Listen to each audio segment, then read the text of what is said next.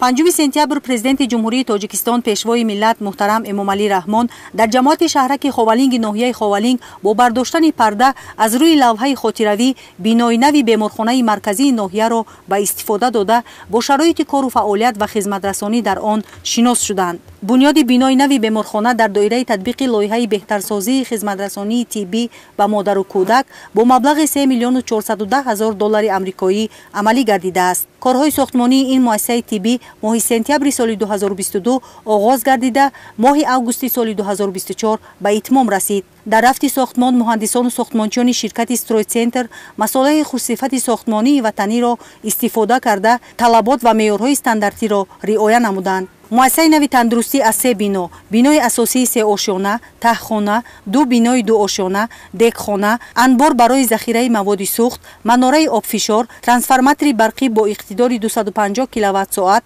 генератори дизелӣ бо иқтидори 200 киловатт-соат ва иншооти ёрирасон иборат аст. дар беморхонаи марказии фаъолияти шӯъбаи қабули калонсолон ва шӯъбаи қабули хурдсолон бо фарогирии 80 кат роҳандозӣ гардида дар ин замина шӯъбаҳои амрози дохила, ҷарроҳӣ, ёрии таҷилӣ, таваллуд, ёрирасон ва маъмурият барои хизматрасонӣ омода гардидаанд. дар баробари бунёд гардидани бинои нави беморхонаи марказӣ муассисаи мазкур бо дастгоҳу таҷҳизоти муосири тиббӣ ба монанди рентгени рақамӣ, оксигенераторҳо, дастгоҳи ташхиси ултрасадо, сабти барқии дил, таҷҳизоти муосир барои ташхис ва табобати гурда, биоанализатор, дастгоҳҳои нафасдиҳии сунъӣ, автоклав ва таҷҳизоти беҳдоштӣ ворид ва насб карда шудааст. президенти ҷумҳурии Тоҷикистон пешвои миллат муҳтарам Эмомалӣ Раҳмон зимни суҳбат ба кормандони беморхона ҷиҳати бештар такмил додани сатҳи тахассусии онҳо, баландбардоштани сифати хизматрасонии тиббӣ ба аҳолӣ ва муоширати хубу масъулияти баланд доштан дар кору фаъолият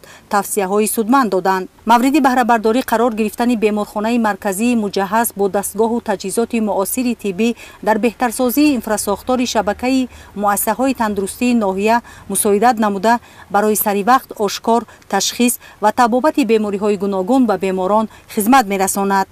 боиси сарфарозист ки бо иштироки меҳмони одилқадр асосзори солу ваҳдати миллӣ пешвои миллат ҷаноби Олӣ Эмомалӣ Раҳмон имрӯз беморхонаи марказӣ ки дорои 3 ошона бошад ба истифода дода мешавад.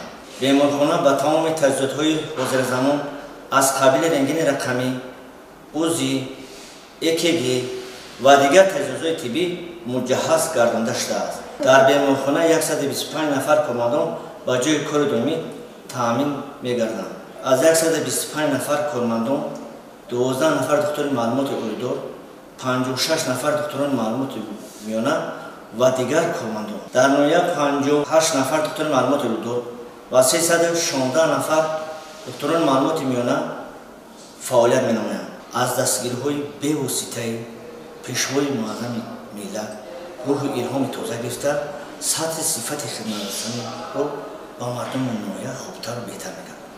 аз тарафи пешвои миллат муҳтарам Эмомалӣ Раҳмон ҷиҳати ташаккули инфрасохтори соҳаи тандурустӣ ва саривақту босифат расонидани ёрии тиббӣ ба кормандони беморхона 2 мошини ёрии таҷилӣ тақдим карда шуд. саҳни ҳавлии беморхона сабзкорӣ гардида дар он зиёда аз 105 бех дарахти ороишӣ, сояафкан ва гулу бутаҳо шинонида шудааст.